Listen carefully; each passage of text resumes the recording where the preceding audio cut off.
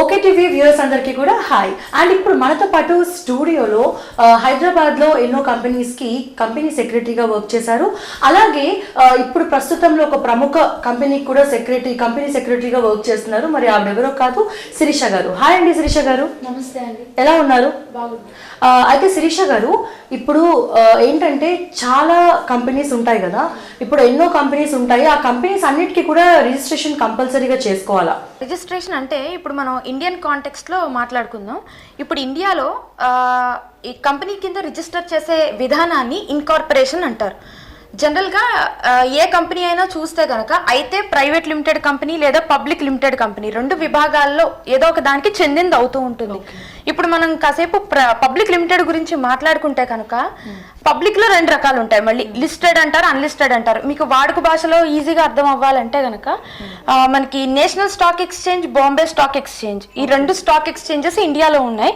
వీటిల్లో లిస్ట్ అవుతూ ఉంటాయి షేర్స్. అంటే ఇప్పుడు ప్రముఖ కంపెనీలు ఎలాంటివంటే రిలయన్స్ తీసుకున్నా, టాటా కన్సల్టెన్సీ తీసుకున్నా, లేకపోతే మనకి హైదరాబాద్లో ఉన్న అరబిందో ఫార్మా, ఇలాంటివి తీసుకుంటే కనుక ఇవి national stock exchange, Bombay stock exchange లాంటి ఇండియా వైడ్లో ఉన్న స్టాక్ ఎక్స్చేంజ్లో లిస్ట్ అవుతూ ఉంటాయి. మనం జనరల్గా రోజువారీ కూడా చూస్తూ ఉంటాం. ఈ స్టాక్ ట్రేడింగ్లో ఇన్వాల్వ్ అయిన వాళ్ళు భారీగా పెరిగాయండి, లేదంటే పతనం అయిపోయినాయి షేర్స్ అంటూ ఉంటారు. ఇవన్నీ కూడా లిస్టెడ్ కంపెనీలు. సో ఇప్పుడు ఈ పబ్లిక్ కంపెనీలో లిస్టెడ్ ఒక విభాగం అయితే అన్లిస్టెడ్ ఉంటుంది. అంటే కొన్ని కంపెనీలు అంటే పబ్లిక్, వీళ్ళలో కూడా కొన్ని లక్షల మంది షేర్ హోల్డర్స్ కింద ఉంటారు. అంటే కంపెనీ యొక్క షేర్ క్యాపిటల్ మూలధనంలో వీళ్ళు కూడా భాగస్వాములే. మన రియల్ ఓనర్స్, రియల్ హీరోస్ అంటూ ఉంటాం కదా, అలా ఒక కంపెనీ సెటప్లో రియల్ హీరోస్ అనేవాళ్ళు share holders. Board of directors నడుపుతూ ఉంటారు, కంపెనీలు నడుపుతూ ఉంటారు, అన్ని చేస్తారు. కానీ నిజంగా కంపెనీలో పెట్టుబడి పెట్టి ఒక కంపెనీని నమ్మి ఆ కంపెనీ మనకి డివిడెండ్ రూపంలో చేస్తుంది, అది సొసైటీకి కూడా కంపెనీ వల్ల ఎంప్లాయ్మెంట్ రీత్యా కానీ వేరే రీత్యా కానీ యూజ్ ఉంటుందని నమ్మి కొన్ని లక్షల మంది పెట్టుబడి పెట్టే కంపెనీలే లిస్టెడ్ కంపెనీలు. ఇలా కాదు, లిస్టెడ్ కాదు, మేము పర్సనల్గానే చేసుకుంటాం, పబ్లిక్ కూడా ఇన్వాల్వ్ అవుతారు, కానీ మేము ఇలా ట్రేడింగ్, రోజువారీ ట్రేడింగ్లో ఉండం అని చెప్పే వాటిని అన్లిస్టెడ్ పబ్లిక్ కంపెనీలు అంటారు. ఇందులో కూడా కొన్ని వేల మంది, లక్షల మంది షేర్ హోల్డర్స్ ఉంటారండి. కాకపోతే ఏంటంటే వీళ్ళు స్టాక్ ఎక్స్చేంజ్లో రోజువారీ ట్రేడింగ్కి వెళ్ళరు. అలాంటి వాటిని అన్లిస్టెడ్ పబ్లిక్ కంపెనీస్ అంటూ ఉంటాం. ఇది కాకుండా వేరొక విభాగం వచ్చి ప్రైవేట్ లిమిటెడ్ కంపెనీ.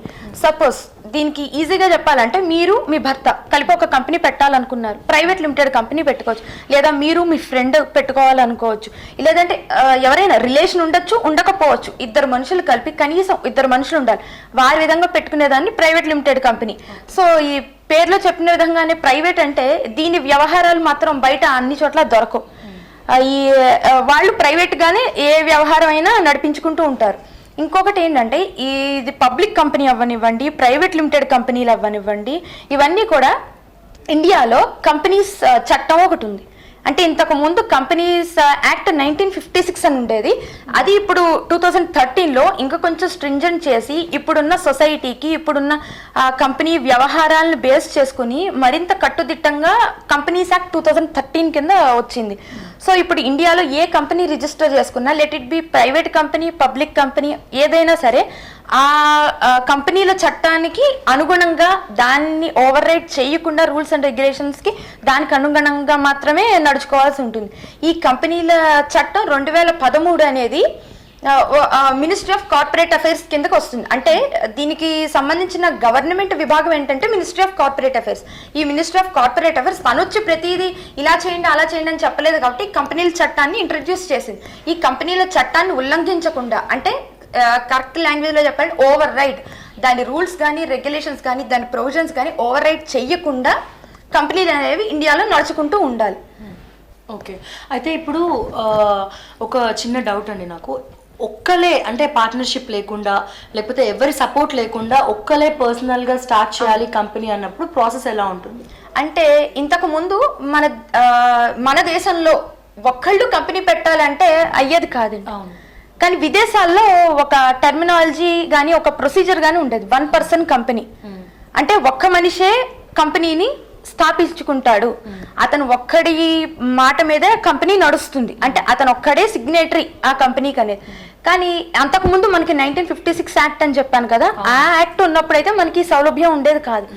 సో మనకి ఇండియాలో పెరుగుతున్న ఆపరేషన్స్ని కానీ అవసరాలను కానీ అన్ని గమనించుకుని గవర్నమెంట్ ఏం చేసిందంటే కంపెనీస్ యాక్ట్ 2013లో 1% కంపెనీ అనేది ఒకటి కాన్సెప్ట్ ని ఇంట్రడ్యూస్ చేసింది. సో 2013 నుంచి ఇది మనకి ఉంది.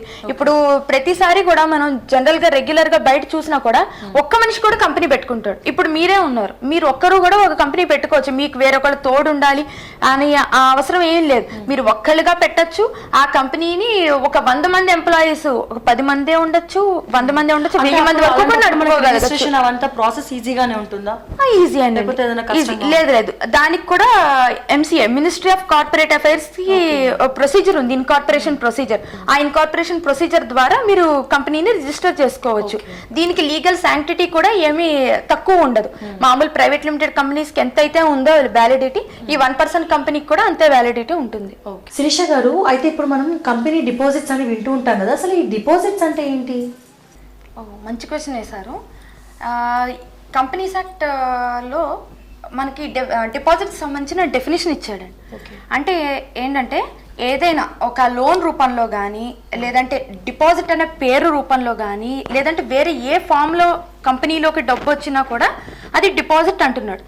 కానీ ఇప్పుడు మరి అన్ని డిపాజిట్స్ అయిపోతే కనుక అది దాని ప్రొవిజన్స్ వేరే ఉంటాయి. సో పబ్లిక్ కంపెనీస్కి, ప్రైవేట్ కంపెనీస్కి కొంచెం స్పెసిఫికేషన్ కూడా ఉంది. అంటే ఏంటంటే ఎవరు తీసుకోవచ్చు, ఎవరు తీసుకోకూడదు. ఇప్పుడు మనకి ఇంకో కొంచెం క్లియర్గా చెప్పాలంటే బ్యాంక్స్ ఉన్నాయి. బ్యాంక్స్ లేదా ఫినాన్షియల్ ఇన్స్టిట్యూషన్స్ మేజర్గా చూస్తే బ్యాంక్స్కి ఉండే ప్రైమరీ ఆబ్జెక్టివ్ ఏంటంటే డిపాజిట్స్ తీసుకోవడం. శిరీష గారు, అయితే ఇప్పుడు మనం డిపాజిట్స్ ఎక్కడ చూసినా అది వింటూ ఉన్నాము. అసలు డిపాజిట్స్ అనగానే ఫస్ట్ మనకు గుర్తొచ్చేది బ్యాంక్, ఆ తర్వాత కంపెనీ. అసలు ఈ బ్యాంక్ డిపాజిట్స్కి అలాగే కంపెనీ డిపాజిట్స్కి తేడా ఏంటి? ఓకే, మంచి క్వశ్చన్ అడిగారండి. ఇప్పుడు డిపాజిట్స్ అంటే అవును, బ్యాంక్స్కి ఉండే డిపాజిట్స్, కంపెనీస్కి ఉండే డిపాజిట్స్ వేరు ఉన్నాయి.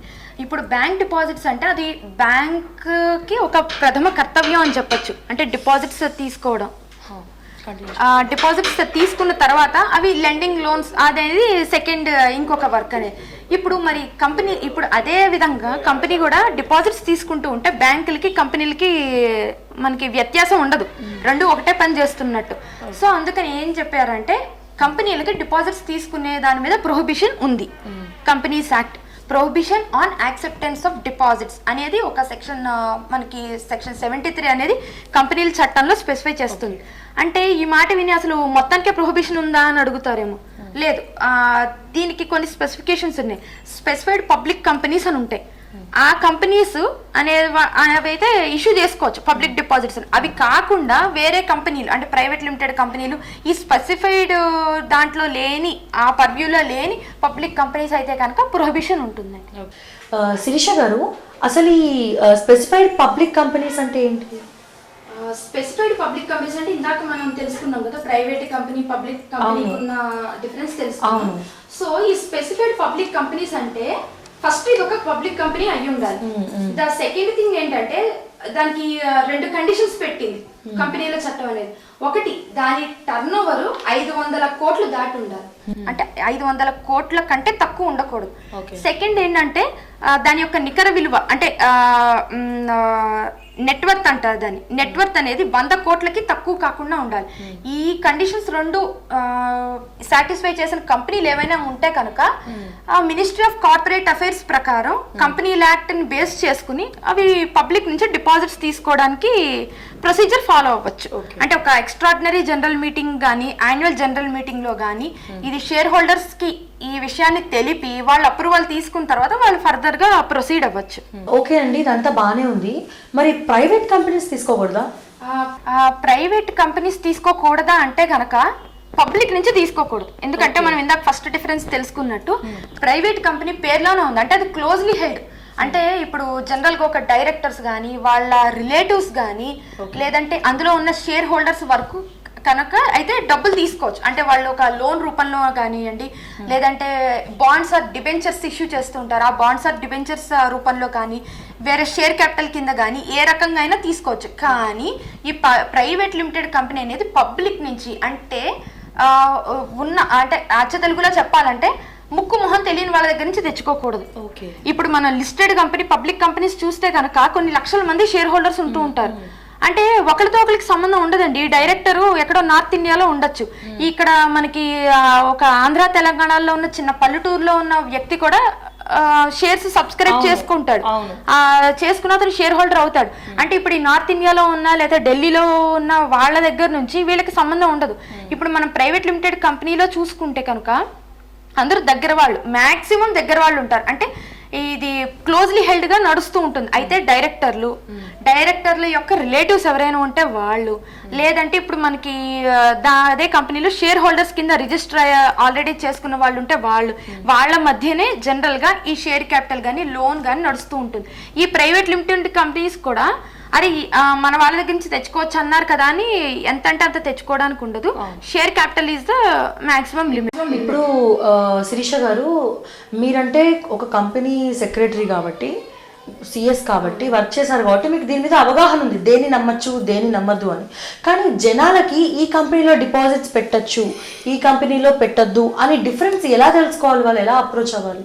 అంటే ఇప్పుడు ఇంతకు ముందు చెప్పుకున్నట్టుగా లిస్టెడ్ అంటే పెద్ద 500 కోట్ల టర్న్ ఓవర్ కానీ 100 కోట్ల నికర విలువగా ఇలా ఉన్న కంపెనీస్ ఏం చేస్తాయంటే మనకి జనరల్గా న్యూస్ పేపర్ అడ్వర్టైజ్మెంట్స్ కానీ లేదంటే ఆల్రెడీ వాళ్ళకు ఉన్న షేర్ హోల్డర్స్కి వాళ్ళకి పంపించడం కానీ అన్ని పంపిస్తూ ఉంటే సో ఆ ప్రకారంగా నడుస్తుంది. లేదు ఇప్పుడు నేను ఒక ప్రైవేట్ లిమిటెడ్ కంపెనీలో షేర్ హోల్డర్ నండి, మరి నేను చేయొచ్చా లేదా అంటే కనుక బ్లైండ్గా వెళ్ళొద్దని చెప్తాం.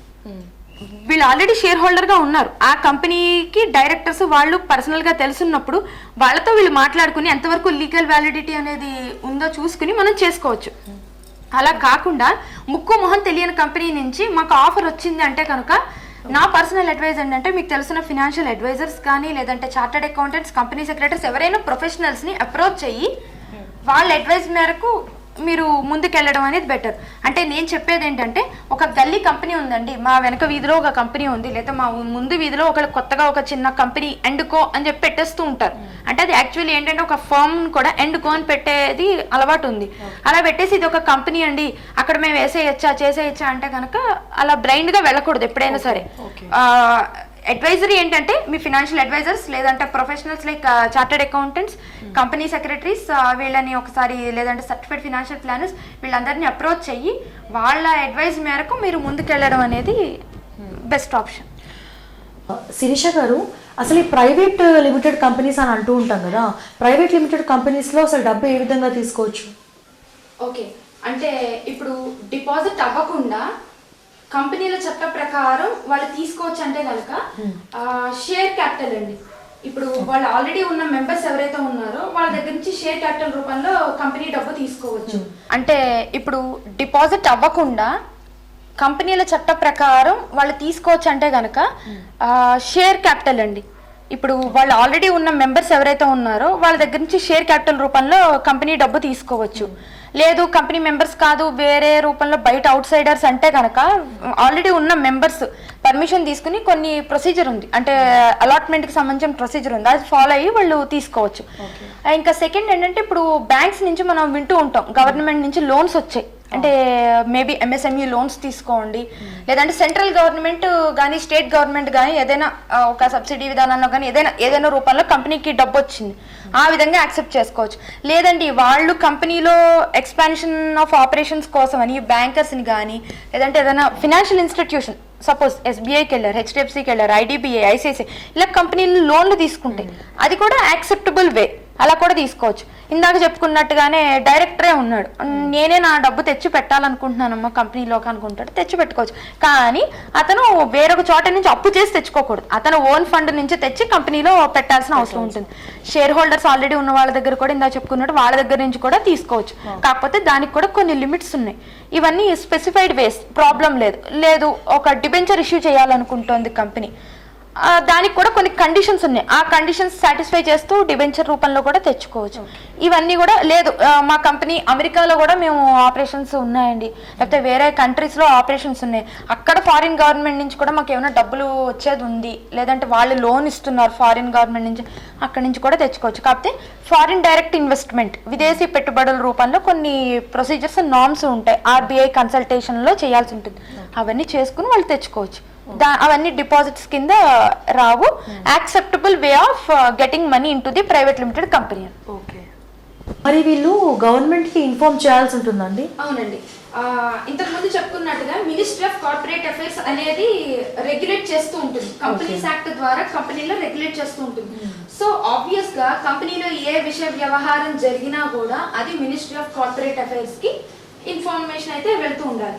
ఇప్పుడు ఈ లోన్ల రూపంలో వచ్చినా కూడా లేదంటే కొత్తగా వీళ్ళు షేర్ క్యాపిటల్ తీసుకున్నా కూడా ఏ రూపం అయినా సరే కంపల్సరీ దానికంటూ స్పెసిఫైడ్ ఫార్మ్స్ ఉన్నాయి. Ministry of corporate affairs website లో కొన్ని ఫార్మ్స్ స్పెసిఫై చేయబడింది. అంటే షేర్ క్యాపిటల్కి ఒక రకమైన ఫాము, లోన్ తీసుకుంటే ఒక ఫాము, షేర్ హోల్డర్స్ నుంచి అప్రూవల్ వస్తే ఒక రకమైన ఫాము, లేదు బోర్డ్ ఆఫ్ డైరెక్టర్స్ కొన్ని తీసుకున్న డెసిషన్స్ ఎంసీఏకి ఇన్ఫార్మ్ చేయాలంటే కనుక ఒక ఫామ్, అలా వివిధ రకాల ఫామ్స్ ఉన్నాయి. ఆ ఫామ్స్ ద్వారా మనం కంపెనీలో ఏం జరిగింది, మన షేర్ హోల్డర్స్ దేనికి ఒప్పుకున్నారు, బోర్డ్ ఆఫ్ డైరెక్టర్స్ ఏం ఒప్పుకున్నారు, లేదంటే బయట బ్యాంకర్స్, ఫినాన్షియల్ ఇన్స్టిట్యూషన్స్ అందరితో జరిగిన వ్యవహారాలన్నీ మనం ఆ ఫామ్స్ ద్వారా దాంట్లో ఇన్ఫర్మేషన్ని మనం అప్లోడ్ చేసి మినిస్ట్రీ ఆఫ్ కార్పొరేట్ అఫైర్స్కి ఇన్ఫార్మ్ చేస్తూ ఉంటాం. ఇంకా ఇప్పుడు ఎవ్రీ ఇయర్ ఒక కొత్తగా ఒకటి వచ్చిందండి. అదేంటంటే డిపాజిట్. అది డిపాజిట్ కాకపోయినా కూడా వేరే వాళ్ళ దగ్గర నుంచి కంపెనీ ధనం వేరే రూపంలో తీసుకున్నా కూడా డీపీటీ అని ఒక ఫామ్ పెట్టారు. ఆ ఫామ్ ద్వారా ఇయర్లీ బేసిస్ లో కంపెనీ అనేది నోటిఫై చేస్తూ ఉండాలి. ఇన్ కేస్ ఒకవేళ డిపాజిట్ అయినా, లేదంటే ఇలా ఇప్పుడు కొన్ని ఎగ్జామ్టెడ్ డిపాజిట్స్ పేర్లు చెప్పుకున్నాం కదా, లోన్స్ రూపం, ఇవన్నీ కూడా మనం ఇన్ఫార్మ్ చేస్తూ ఉండాలి. మినిస్ట్రీ ఆఫ్ కార్పొరేట్ అఫైర్స్ కి మన కంపెనీలో జరిగింది, ఇంత డబ్బు వచ్చింది, వీళ్ళ దగ్గర నుంచి వచ్చింది అనేది మనం డిస్క్లోజ్ చేయాల్సిన అవసరం ఉంటుంది. నాకు ఒక చిన్న డౌట్ వచ్చిందండి. ఏం లేదు, ఇప్పుడు ఈ కంపెనీలో చట్టాన్ని ఉల్లంఘించినప్పుడు ఏమవుతుంది? ఓకే, అంటే ఇప్పుడు కంపెనీలు కొన్ని దారులు స్పెసిఫై చేసింది కంపెనీస్ యాక్ట్ అనేది. అది దాటుకుని వాళ్ళు ఓవర్ రైడ్ అంటారు దీన్ని. ఓవర్ రైడ్ చేసుకుంటూ వేరే అమౌంట్స్ తీసేసుకుంటే జనాల దగ్గర నుంచి అంటే కనుక అది ప్రూవ్ అయితే కనుక వాళ్ళు 2 times of the deposit amount, లేదంటే మినిమం ఆఫ్ 1 crore వరకు పెనాల్టీ పడుతుందండి. దాంతోపాటు వేరే అంటే సెక్షన్ 76A అనేది స్పెసిఫై చేస్తుంది, వేరే పనిష్మెంట్స్ ఉంటాయి. సో ఆఫీసర్ ఇన్ డిఫాల్ట్ ఎవరైతే ఉన్నారో తెలిసి పని తప్పు చేసినప్పుడు వాళ్ళందరూ కూడా ఆ శిక్షని తీసుకోవడానికి రెడీ అవ్వాలి. సో అడ్వైజరీ ఏంటంటే ఉల్లంఘించకుండా, ఓవర్ రైడ్ చేయకుండా ఏ దారులు అయితే కంపెనీస్ యాక్ట్ 2013 ద్వారా ministry of corporate affairs government of India specify చేసిందో ఆ దారిలోనే తెచ్చుకోండి, కంపెనీని లాంగ్ టర్మ్లో నడిపించుకోండి సక్సెస్ఫుల్గా. ఇప్పుడు ఈ ఇన్ఫర్మేషన్ గవర్నమెంట్ ఇవ్వడానికి దీనికంటే ఏమైనా స్పెషల్గా వెబ్సైట్ ఉందా అండి? ఉందండి. ఇంతకు ముందు అంటే మనకి అంత ఆఫ్లైన్ జరిగి అంత పేపర్ వర్క్ ఉన్నప్పుడు కంపెనీ సెక్రటరీస్ కానీ, చార్టర్డ్ అకౌంటెంట్స్ కానీ, ప్రొఫెషనల్స్ అందరూ ఏం చేసేవారంటే రిజిస్ట్రార్ ఆఫ్ కంపెనీస్, ఒక్కొక్క స్టేట్కి ఒక్కొక్క ఆఫీస్ ఉంటుంది. మనకి తెలంగాణలో హైదరాబాద్లోను, ఆంధ్రప్రదేశ్లో విజయవాడలోను రిజిస్ట్రార్ ఆఫ్ కంపెనీస్ అనేది ఉంది. ఇప్పుడంతా మొత్తం డిజిటైజ్ అయిపోయి కాబట్టి మనకు అన్నీ కూడా ఆన్లైన్ జరుగుతున్నాయి. ఇప్పుడున్న వెబ్సైట్ ఏంటంటే www.mca.gov.in. ఈ వెబ్సైట్ ద్వారా కంపెనీస్ ఏమైనా డిస్క్లోజ్ చేయాలంటే కనుక ఆ వెబ్సైట్లో ఒక రిజిస్ట్రేషన్ తీసుకుని అప్లోడ్ చేస్తూ ఉంటారు ఫామ్స్. ఇప్పుడు ఇంకొకటి దీనికి మీరు అడిగినది ఏంటంటే కంపెనీస్ డేటా అనే ఒకటి అన్నారు కాబట్టి ఈ మనకి ఏదైనా కంపెనీ అసలు ఒక ప్రైవేట్ లిమిటెడ్ కానీ పబ్లిక్ లిమిటెడ్గా కానీ రిజిస్టర్ చేసుకున్నప్పుడు తప్పనిసరిగా అది మినిస్ట్రీ ఆఫ్ కార్పొరేట్ అఫైర్స్లో దాని డేటా మనకి అవైలబుల్గా ఉంటుందండి. అంటే అక్కడ కొన్ని ఉంటాయి, ఐకాన్స్ ఉంటాయి. ఆ ఐకాన్స్ మీద మినిస్ట్రీ మాస్టర్ డీటెయిల్స్ డేటా అని ఉంటుంది. దాన్ని ప్రెస్ చేసి మనకు కావాల్సిన కంపెనీ పేరు ఇస్తే కనుక మనకి అది ఇన్ఫర్మేషన్ ఇస్తుంది. అంటే ఆ కంపెనీ ఫుల్ నేమ్ ఏంటి, ఆ తర్వాత కంపెనీ యొక్క సిన్ నెంబర్ అని ఒకటి ఉంటుంది, కార్పొరేట్ ఐడెంటిఫికేషన్ నెంబర్, ఆ నెంబర్ ఏంటి, కంపెనీ ఎప్పుడు రిజిస్టర్ చేయబడింది అంటే ఇన్కార్పొరేషన్ డేట్, తర్వాత దాని ఫైలింగ్స్ రీసెంట్గా ఎప్పటి వరకు జరిగాయి, అది యాక్టివ్ స్టేటస్లో ఉందా లేదా, దానిలో డైరెక్టర్స్ ఎవరు, వాళ్ళ ఏ హోదాల్లో ఉన్నారు, ఇవన్నీ కూడా మీకు ministry of corporate affairs mca.gov.in వెబ్సైట్లో దొరుకుతాయి. ఓకే శిరీష గారు, చాలా థ్యాంక్స్ అండి. నిజంగా మాకున్న ఎన్నో రకాల డౌట్స్ని మీరు క్లియర్ చేశారు. కంపెనీ రిజిస్ట్రేషన్స్ గురించి కానీ, అసలు ప్రైవేట్ కంపెనీ ఏంటి, ప్రైవేట్ లిమిటెడ్ ఏంటి, అండ్ అలాగే ఈ డిపాజిట్స్ గురించి కానీ, అలాగే ఈ కంపెనీ డిపాజిట్స్కి బ్యాంక్ డిపాజిట్స్కి ఉన్న డిఫరెన్స్ని కానీ ఎంతో చక్కగా మా వ్యూవర్స్ అందరికీ కూడా ఎక్స్ప్లెయిన్ చేశారు. ముందు ముందు ఇలాంటి టాపిక్స్ని ఎన్నో మీరు ఎక్స్ప్లెయిన్ చేయాలని కోరుకుంటున్నాను. చాలా థ్యాంక్స్ అండి. మా వీడియో చూసారు కదా, మరి మా వీడియో కనుక మీకు నచ్చినట్టయితే లైక్ చేయండి, షేర్ చేయండి, సబ్స్క్రైబ్ చేయండి, అలాగే పక్కనే ఉన్న బెల్ ఐకాన్ని మాత్రం క్లిక్ చేయడం మర్చిపోవద్దు.